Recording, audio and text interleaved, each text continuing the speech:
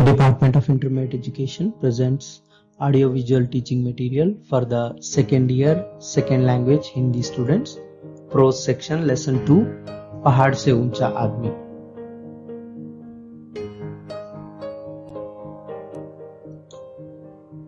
आइए बच्चों, आज हम पढ़ते हैं गद्य भाग में दूसरा पाठ। इस पाठ का नाम है पहाड़ से ऊंचा आदमी। पहाड़ से ऊंचा आदमी नामक इस पाठ को श्री सुभाष घाताड़े जी ने लिखा है। सुभाष घाताड़े एक प्रसिद्ध समाज सेवी है और इनका जन्म 24 अक्टूबर 1957 में पुणे में हुआ था और इनकी रचनाएं हैं शाहबाग मूवमेंट, तर्क और विचार से कौन डरता है, जब पानी में आग लगी थी, जाति तोड़ो मनुष्य बनो, समाज संस्कृति और सियासत पर प्रश्नवाचक आदि। चलिए आज हम पढ़ते हैं कहानी। बच्चों, अक्सर हम लोगों के मुंह से यह सवाल सुनते हैं। सवाल यह होता है कि इस देश ने हमारे लिए किया क्या है, इस सरकार ने हमें दिया क्या है। यह प्रश्न हम अक्सर लोगों के मुंह से सुनते हैं, परंतु हमें अपने आप से एक और सवाल करना चाहिए, प्रश्न करना चाहिए कि इस देश को हमने क्या दिया है, इस देश के लिए हमने क्या किया है। जब जवाब पूछते हैं तो लोग अपने बचाव में खड़े हो जाएंगे। लोग कहेंगे कि भाई मैं तो एक छोटा सा इंसान हूं, मैं क्या कर सकता हूं इतने बड़े देश के लिए। ये देश बहुत बड़ा है, इसके लिए मैं क्या कर सकता हूं। कुछ किया भी तो क्या होगा, क्या कोई पहाड़ टूट जाएगा। ये बचाव में लोग यही बात कहते हैं, परंतु सच ये है, यदि हमारे अंदर कोई संकल्प शक्ति है तो अकेला आदमी भी देश के लिए बहुत कुछ कर सकता है, पहाड़ तोड़ सकता है। तो आज के इस कहानी को पढ़ने के बाद हम इस बात को समझेंगे कि प्रत्येक मनुष्य, एक एक आदमी अपने देश के लिए क्या क्या कर सकता है। आइए पढ़ते हैं उस आदमी के बारे में जिसने अपने गांव के लिए पहाड़ तोड़ा था। तो कहानी पहाड़ से ऊंचा आदमी। पहाड़ से ऊंचा आदमी। 360 फीट लंबा और 30 फीट चौड़ा पहाड़ काटने के लिए कितना वक्त लग सकता है। निश्चित ही टेक्नोलॉजी के इस युग में इस सवाल का जवाब इस बात पर निर्भर करेगा कि आप पहाड़ का सीना चीरने के लिए किस मशीन का इस्तेमाल कर रहे हैं। लेकिन अगर यह पूछा जाए इसी काम को एक ही शख्स को अंजाम देना हो तो कितना वक्त लगेगा। शायद यह चकरा देने वाला सवाल होगा। लेकिन बिहार के गया जिले के गेलौर गांव में एक मजदूर परिवार में जन्मे एक शख्स ने इसका जवाब अपने बाजुओं और अपनी मेहनत से दिया है। पहाड़ को हिला देने वाले उन दशरथ मांझी ने राजधानी दिल्ली में 2007 में अंतिम सांस ली। उनका जन्म 1934 में हुआ था। तो बच्चों, एक व्यक्ति बिहार के गया जिले के छोटे से गांव गेलौर गांव में रहता था।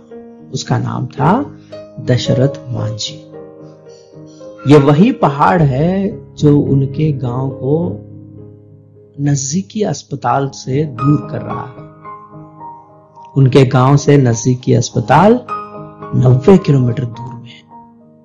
अगर किसी को बीमारी हुई तो उन्हें इस पहाड़ के गोल घूमते हुए 90 किलोमीटर का सफर करके उस अस्पताल तक जाना होगा। तो इस दूरी को हटाने के लिए इन दशरथ मांझी ने इस पहाड़ को तोड़कर एक ऐसा रास्ता बनाया जो रास्ता 90 किलोमीटर दूरी को महज 13 किलोमीटर में बदल दिया, जो कि बहुत बड़ा काम था। आइए आगे पढ़ते हैं।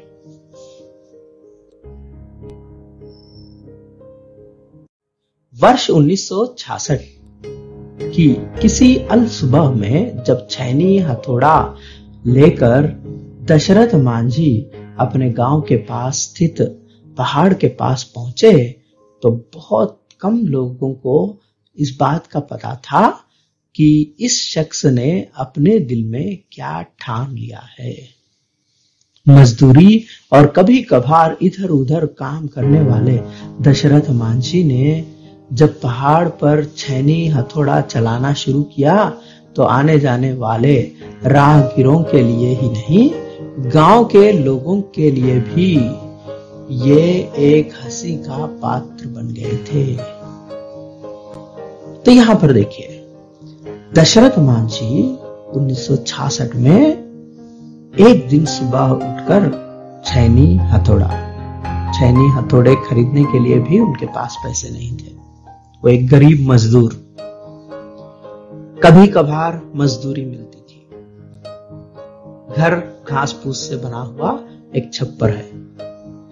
तो ऐसा गरीब व्यक्ति छैनी हथौड़ा खरीदने तक की उसमें क्षमता नहीं है। उसने ठान लिया कि पहाड़ को तोड़ना है और छैनी हथौड़ा खरीदने के लिए अपने पास की बकरी बेचकर उसने ये इंतजाम कर लिया।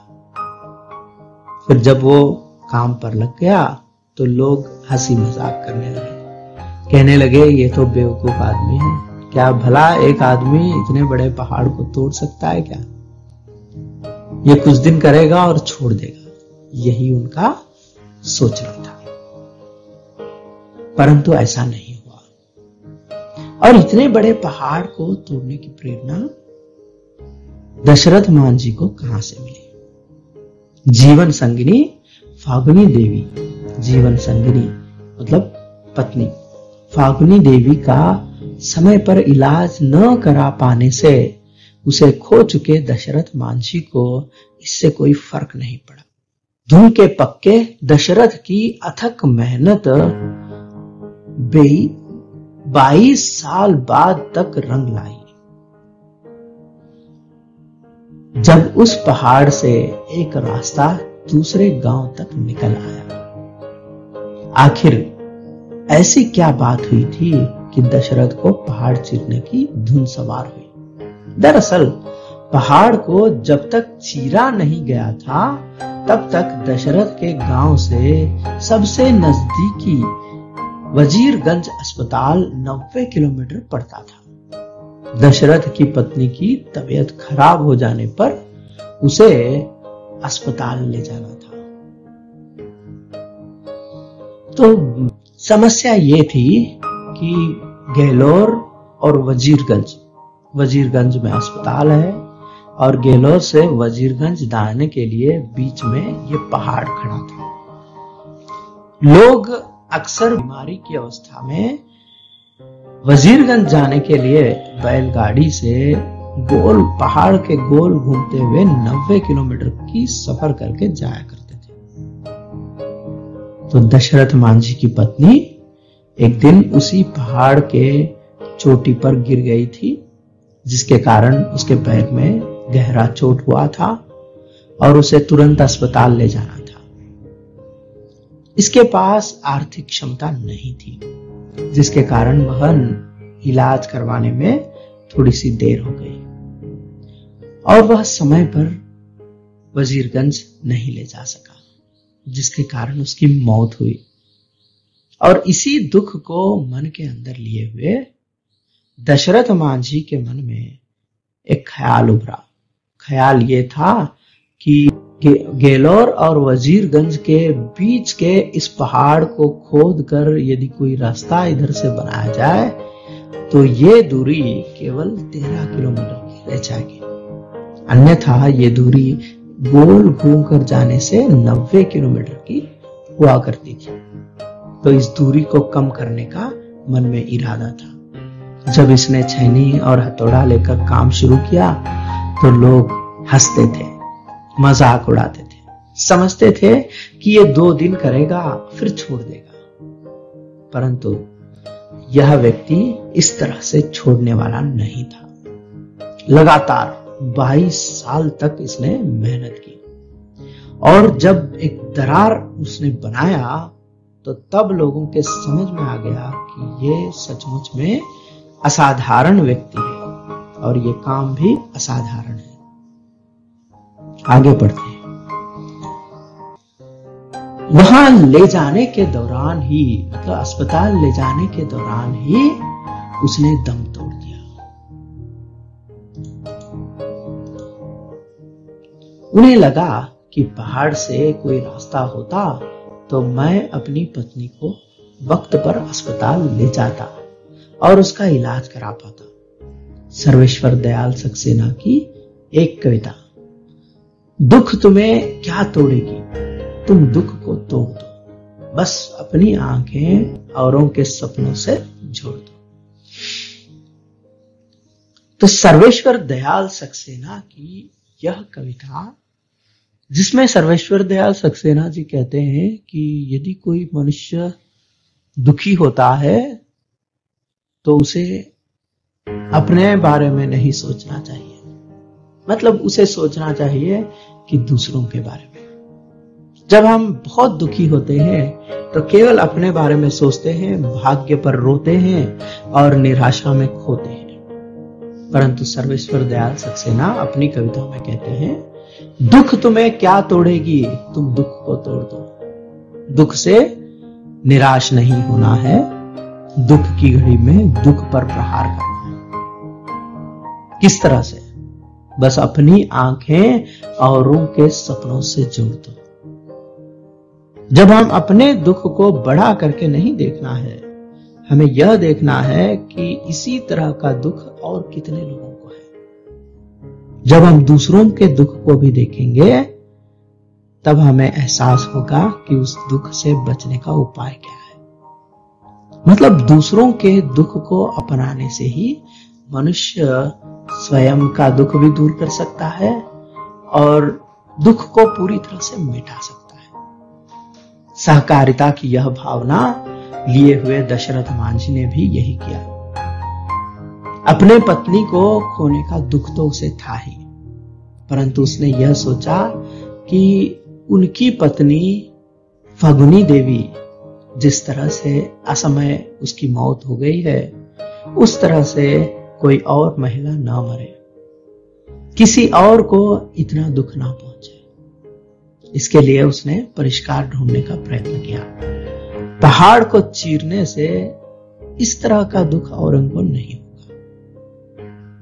यह अद्भुत सोच दशरथ मांझी की, सचमुच में एक साधु की तरह सोच रहे थे। जिंदगी का 30वां बसंत पार कर चुके दशरथ मांझी ने शायद शेष गांव के निवासियों के मन में दबी हुई छोटी सी हसरत को अपनी जिंदगी का मिशन बना डाला और अपनी पत्नी की असामयिक मौत से उपजे प्रचंड दुख को एक नई संकल्प शक्ति में तब्दील कर दिया।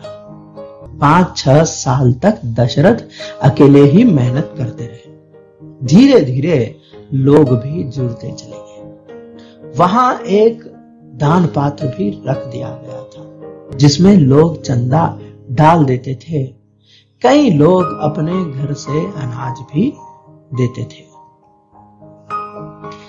दशरथ मांझी कब शुरू करते हैं अपने इस महान कार्य को? 30 साल बाद, मतलब अपने उम्र के 30 साल बाद में जब उनकी पत्नी की मृत्यु हुई, तब उसने ये भी नहीं सोचा कि मेरी उम्र 30 साल की है और जब मैं ये पहाड़ तोड़ना शुरू करूंगा तो ये पहाड़ कब तक टूटेंगे। मतलब बहुत सारी कठिनाइयां हैं उसके इस संकल्प में, मतलब इस काम को पूरा करने में बहुत सी कठिनाइयां थी और कोई उसका साथ देने वाला नहीं था, परंतु फिर भी उसके मन में हसरत थी, मतलब एक इच्छा थी और इस काम को एक मिशन बना दिया। मिशन का मतलब है अपनी जिंदगी का लक्ष्य बनाया। और अपनी पत्नी की असामयिक मौत, असामयिक मतलब समय से पहले मौत के उस प्रचंड दुख को, बहुत दुख था उसे, उस दुख को उसने संकल्प शक्ति में बदल दिया। संकल्प शक्ति मतलब एक ठान लिया एक बात की ऐसा दुख दूसरों को ना हो, उसमें तब्दील किया। तब्दील मतलब बदल देना। और उसी संकल्प शक्ति के आधार पर उसने पहाड़ से लड़ने का, भिड़ने का निश्चय किया। शुरुआत में लोग हंसते थे, तो 2-3 साल तक उसने अकेले ही मेहनत किया। छैनी और हथौड़े से 2-3 साल तक उसने अकेले ही मेहनत किया। और जब उसका मेहनत रंग लाने लगा, मतलब दरार बड़ा हो गया, लोगों के आने जाने के लिए थोड़ी सी सुविधा हो गई, तो लोग भी समझ गए कि हाँ, ये काम जरूरी है। अकेला करेगा तो और भी समय लग सकता है। मगर लोग उसके साथ जुड़ गए और सब लोग हाथ बटाने लगे। एक चंदे का पात्र भी रखा गया जिसमें लोग दान देते थे दशरथ के लिए। और दशरथ ने इस काम को दिन रात करना चाहा। और ये काम केवल यही काम नहीं करते थे दशरथ मान जी। सुबह उठकर थोड़ा सा मतलब 2-3 घंटों का काम करते थे, फिर उसके बाद में फिर कमाई के लिए मजदूरी करने जाते थे। शाम में जब लौटते तो फिर खाकर यही धुन रात में चल जाता। रात भर बैठकर छैनी हथौड़ा चलाते रहते। तो इस तरह से दशरथ मान जी अपने झोपड़ी को उसी पहाड़ के पास बना लिया ताकि उसके काम में रुकावट ना हो। संकल्प शक्ति अद्भुत थी, जिसके कारण वो लगातार 3-4 साल तक अकेले ही किया, उसने किया। जब परिणाम आने लगा तो लोग जुड़ गए।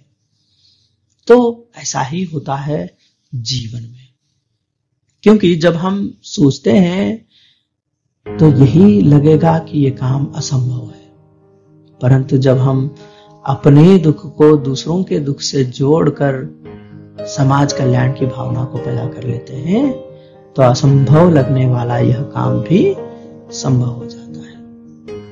आगे बढ़ते हैं। आज की तारीख में आप कह सकते हैं कि गेलोर से वजीरगंज जाने की 90 किलोमीटर की दूरी को 13 किलोमीटर में ला देने वाला यह रास्ता एक श्रमिक के प्यार की निशानी है। एक अंग्रेज पत्रकार ने लिखा, पुअर मैन्स ताजमहल। जी हां, अपने दुख को समाज से जोड़ना और फिर उसका एक निदान ढूंढना सचमुच में एक बहुत महान कार्य है। और इस काम को अंजाम देने वाले दशरथ मांझी का यह काम किसी ताजमहल से कम नहीं है। कुछ साल पहले एक पत्रकार उनसे मिलने गया। तब एक फक्कड़ कबीरपंथी की तरह यायावरी कर रहे दशरथ मांझी ने उन्हें अपनी एक प्रिय कहानी सुनाई थी, जो उस चिड़िया के बारे में थी जिसका घोंसला समुद्र बहा ले गया था। कहानी उस चिड़िया की प्रचंड जिजीविषा और संकल्प को बयां कर रही थी, जिसके तहत समुद्र द्वारा घोंसला न लौटाने पर चिड़िया ने अकेले ही समुद्र को सुखा देने का संकल्प लिया। शुरुआत में उसे पागल करार देने वाली बाकी चिड़िया भी उसके साथ जुड़ गई और फिर विष्णु का वाहन गरुड़ भी इन कोशिशों का हिस्सा बन गया। फिर बीच बचाव के लिए खुद विष्णु को आना पड़ा, जिन्होंने समुद्र को धमकाया कि अगर उसने चिड़िया का घोंसला नहीं लौटाया तो पल भर में उसे सुखा दिया जाएगा। तो ये एक पत्रकार ने जब दशरथ मांझी से अपने इस काम की प्रेरणा के बारे में प्रश्न किया तो दशरथ मांझी एक कबीरपंथी, फक्कड़ कबीरपंथी की तरह, फक्कड़ का अर्थ है ऐसा व्यक्ति जिसके पास खाने के लिए भी कुछ नहीं है, फिर भी वह अपने धुन में मस्त है और खुश है, अपने काम को लगन से कर रहा है, तो ऐसे व्यक्ति को फक्कड़ कहते हैं। कबीरदास भी इसी तरह की प्रवृत्ति के व्यक्ति थे। यायावरी मतलब घुमक्कड़, मतलब घूमने, बेफिक्र घूमने वाले व्यक्ति। तो ऐसे मन मौला व्यक्ति थे दशरथ मांझी। उन्होंने एक कहानी सुनाई। कहानी क्या थी? एक चिड़िया की कहानी। एक बार समुद्र ने चिड़िया के घोंसले को डुबा दिया था। तो चिड़िया ने समुद्र से विनती की कि उसका घोंसला लौटा दे, परंतु शक्तिशाली समुद्र इस चिड़िया को छोटा समझकर उसे देने से इनकार कर। तब चिड़िया ने बड़े ही हिम्मत से समुद्र को ललकार कर कहा कि मैं तुम्हें सुखा दूंगी, और उसने अपनी कोशिश शुरू की। चोंच से एक एक बूंद पानी उठाकर ले जाती रही। उसके इस इरादे को और इस संकल्प को देखकर बाकी चिड़िया पहले हंसती थी, फिर बाद में वो भी जुड़ गई। फिर धीरे धीरे करके गरुड़ भी, विष्णु का वाहन गरुड़ भी उससे जुड़ गया। फिर महाविष्णु को ही आना पड़ा, और फिर स्वयं भगवान विष्णु ने उस समुद्र को धमकाया और कहा कि घोंसला नहीं लौटाओगे तो तुम्हें पल भर में सुखा दूंगा। तब घोंसला लौटाना ही पड़ा। तो इस कहानी से दशरथ मांझी यह बताना चाहते हैं कि चाहे आप कितने ही कमजोर क्यों ना हो, कितने ही छोटे क्यों ना हो, कितने ही अकेले क्यों ना हो, परंतु दुनिया की सारी शक्ति आपकी इच्छा में है। जिसके पास लड़ने का जुनून है, वह जब संकल्प करके काम पर लग जाता है तो उस अकेले के साथ बाकी लोग भी जुड़ जाते हैं और स्वयं भगवान भी उनकी मदद करते हैं। तो शायद यही हुआ दशरथ मांझी के साथ। जब पहले वो अकेले पहाड़ तोड़ने का काम शुरू करते हैं तो लोग हंस रहे थे। जब उन्होंने देखा, लोगों ने देखा कि 2-3 साल में एक बहुत बड़ा दरार पड़ गया है और वहां आने जाने के लिए थोड़ा सा रास्ता खुल गया है, तो लोग भी जुड़ गए। फिर धीरे धीरे करके काम बनते गए और वह असंभव लगने वाला कार्य भी संभव हो गया। पत्रकार ने जब उनसे पूछा कि कहानी की चिड़िया क्या आप ही हैं, तो उसके जवाब में आंखों में शरारत भरी मुस्कान लिए हुए दशरथ मांझी ने बात पलट दी। बात पलटना मतलब अपने बात को बदल दिया, क्योंकि दशरथ मांझी को तारीफ पसंद नहीं थी और उसने सिर्फ मुस्कुराकर यह बता दिया कि हाँ, पिछले कुछ सालों से दशरथ मांझी कबीरपंथी साधु बन गए थे और यायावर बने हुए थे, लेकिन कबीर का उनका स्वीकार सहज ऊपरी नहीं था। उनके विचारों में भी कबीर जैसी प्रखरता थी। गरीब और मेहनत कशों का ईश्वर पूजा में उलझे रहना और तमाम अंधश्रद्धाओं का शिकार होना उन्हें कचोटता था। कचोटना अर्थात रह रहकर मन में दुख पैदा करना। वे कहते थे कि जिंदगी भर फाका कशी करते रहें और आदमी की मौत के बाद में मृत्यु भोज में अच्छे अच्छे पकवान खिलाए जाते हैं। इसके लिए लोग कर्जा क्यों लेते हैं? यहां पर लेखक बता रहे हैं कि दशरथ मांझी की विचारधारा क्या है। दशरथ मांझी कबीर की तरह सोचते थे। इन्हें अंधविश्वासों में विश्वास नहीं था।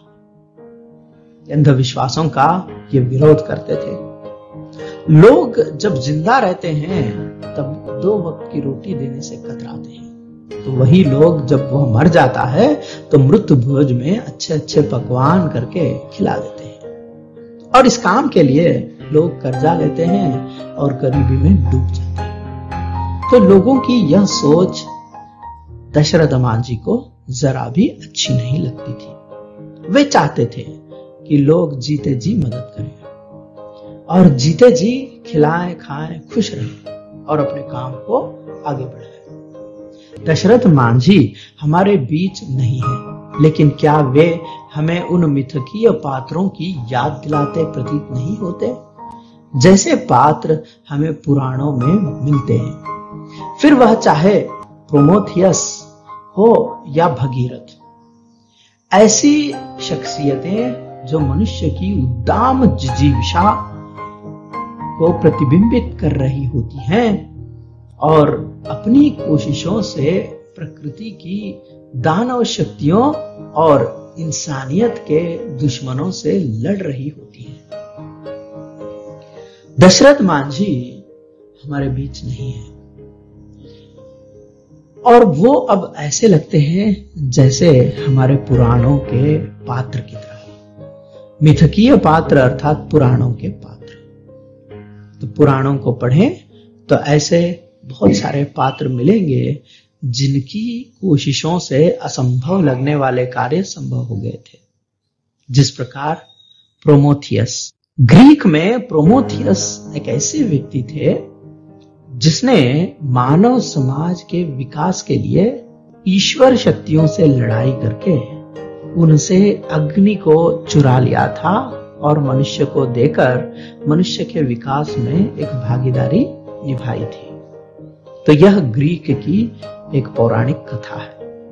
उसी प्रकार भारत में भगीरथ की कथा भी बहुत प्रसिद्ध है। भगीरथ दिलीप के पुत्र थे जिन्होंने घोर तपस्या कर स्वर्ग से गंगा को पृथ्वी पर लेकर आए थे। तो उनकी संकल्प शक्ति हम पुराणों में पढ़ते हैं। भगीरथ की राह पर चलने वाले दशरथ मांझी उसी सोच को अपनाए हुए थे। ऐसी शख्सियतें मनुष्य की उद्दाम जिजीविषा मतलब जीने की प्रबल शक्ति, जीने की प्रबल चाहत को प्रतिबिंबित करती है, दिखाती है। तो इन्हीं कोशिशों से असाध्य लगने वाले अनेक कार्य इस दुनिया में संभव हो पाए। अपने जीवन का फलसफा बयां करते हुए उन्होंने एक पत्रकार को शायद इसलिए बताया था कि पहाड़ मुझे उतना ऊंचा कभी नहीं लगा जितना लोग बताते हैं। मनुष्य से ज्यादा ऊंचा कोई नहीं, मनुष्य ही पहाड़ से ऊंचा होता है। तो पत्रकार से दशरथ मांझी ने यही कहा।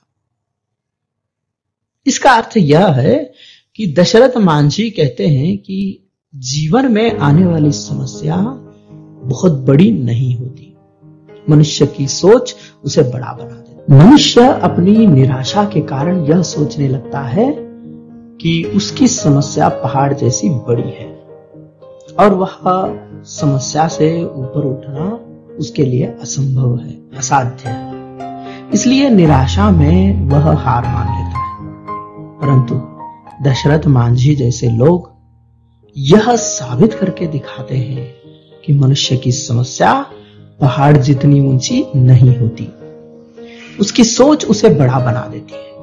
यदि मनुष्य में संकल्प शक्ति है और उसे करने की हिम्मत है तो उसे आगे बढ़ना चाहिए और वह आगे बढ़ता है तो समस्याएं अपने आप सुलझने लगती हैं और हम उस समस्या से पार उतर सकते हैं। इसलिए समस्या को सुलझाने का दशरथ मांझी का यह तरीका अद्भुत और अद्वितीय है। इससे हमें प्रेरणा लेनी चाहिए। चलिए आगे हम देखते हैं कि इस पाठ से किस प्रकार के प्रश्न पूछे जाते हैं और उनका उत्तर क्या होना चाहिए। पहाड़ से ऊंचा आदमी, सारांश। 6 अंकों का यह प्रश्न है। सबसे पहले लेखक परिचय।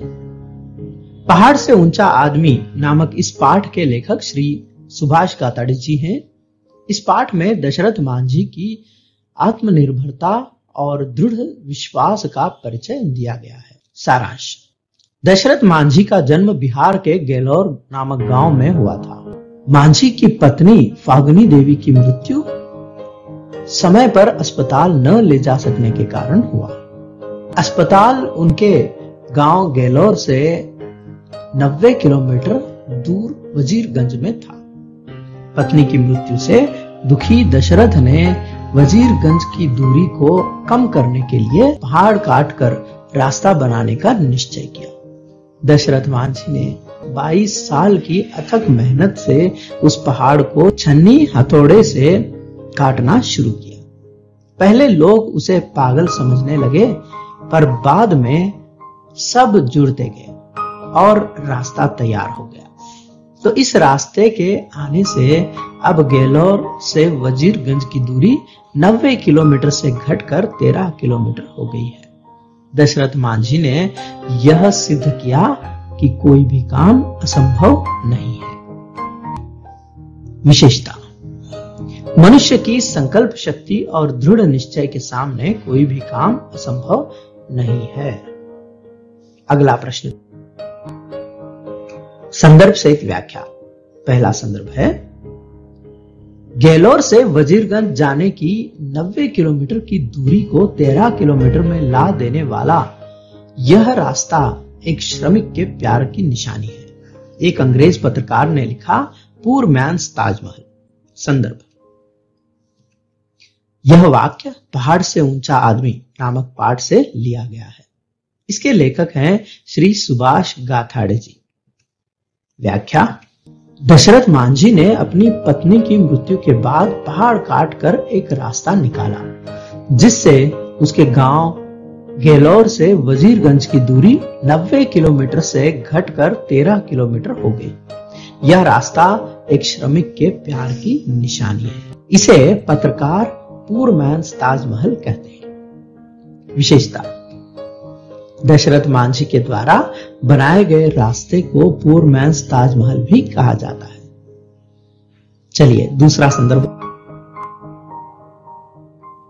संदर्भ 2, पहाड़ मुझे उतना ऊंचा कभी नहीं लगा जितना लोग बताते हैं। मनुष्य से ज्यादा ऊंचा कोई नहीं होता।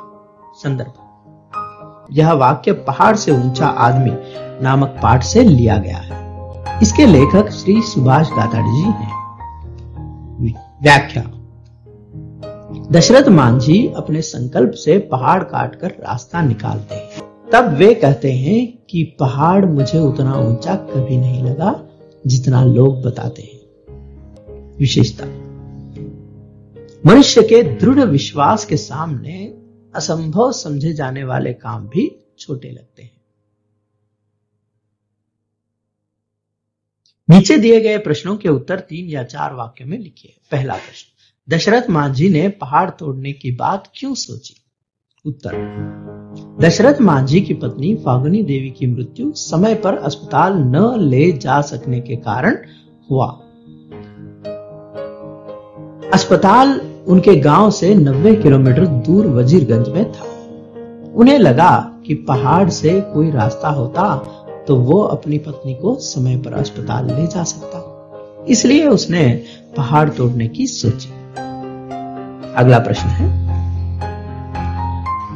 प्रश्न 2, पहाड़ से ऊंचा आदमी पाठ से हम क्या सीख सकते हैं? उत्तर, पहाड़ से ऊंचा आदमी पाठ से हम यह सीख सकते हैं कि कोई काम असंभव नहीं है और हमें किसी काम के लिए दूसरों के भरोसे नहीं बैठना चाहिए। यदि हम अकेले ही दृढ़ इच्छा और संकल्प के साथ काम शुरू करते हैं तो असंभव लगने वाले काम भी संभव हो जाते हैं।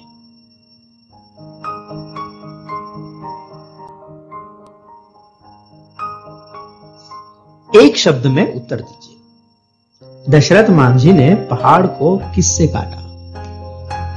उत्तर, छैनी और हथौड़े से। दशरथ मांझी की पत्नी का नाम क्या था? फागुनी देवी। गैलोर से वजीरगंज जाने का रास्ता कितने किलोमीटर का है? 90 किलोमीटर का। लेखक ने दशरथ मांझी की तुलना किस पौराणिक पात्र से किया है? भगीरथ और प्रोमेथियस।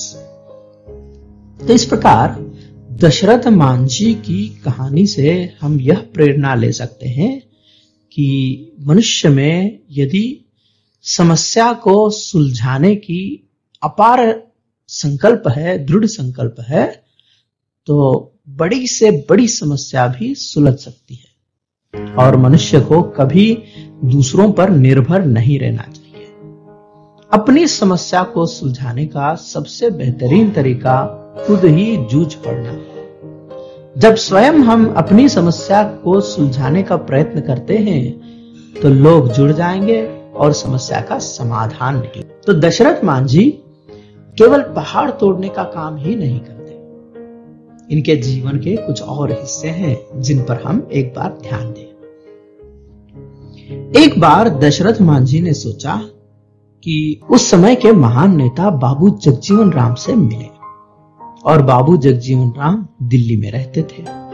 गहलोर से दिल्ली तक की दूरी बहुत लंबी, लगभग 1000 किलोमीटर। तो इतनी लंबी दूरी और गरीब व्यक्ति दशरथ मांझी, जिनके पास रेल की टिकट खरीदने के पैसे नहीं थे, तो ऐसे में उन्होंने संकल्प किया कि मैं अपने गांव की समस्या सरकार की नजर में लाने के लिए दिल्ली जाऊंगा। 2 महीने पैदल चलकर वो बाबू जगजीवन राम जी से मिलते हैं। तो दशरथ मांझी किसी के मोहताज नहीं थे।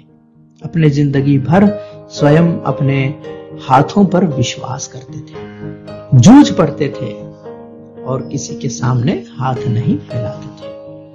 तो एक बार सरकार ने, बिहार की सरकार ने उन्हें 5 एकड़ की जमीन दी। जमीन तो दी परंतु उसका कब्जा कभी नहीं दिया।